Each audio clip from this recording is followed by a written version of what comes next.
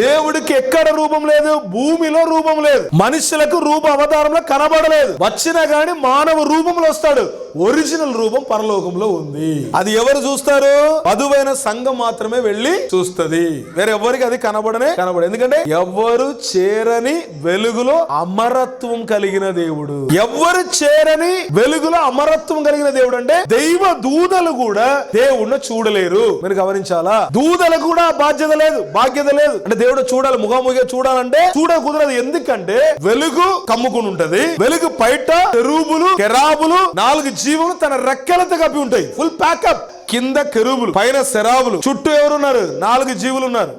ఇన్ని రెక్కలు ఉండి కప్పుతుంటే దేవుణ్ణి దేవదూతలు చూడగలుగుతారా?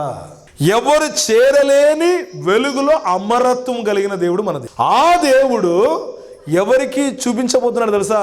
వధువైన మనకు మాత్రమే. హల్లెలూయా.